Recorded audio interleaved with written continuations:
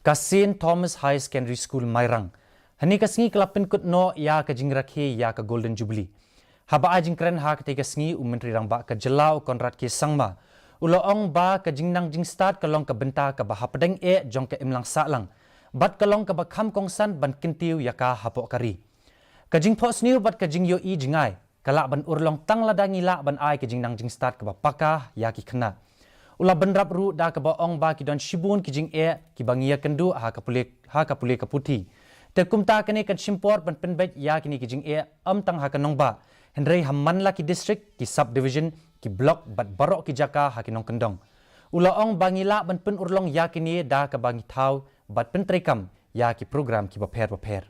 While we celebrate the 50 years and the Golden Jubilee of this school, we must look back in the last 50 years and see how blessed we have been to be able to get an institute like this. I'm sure you have faced a large number of challenges. Great organizations, great institutes, great people are just not made just simply the easy way.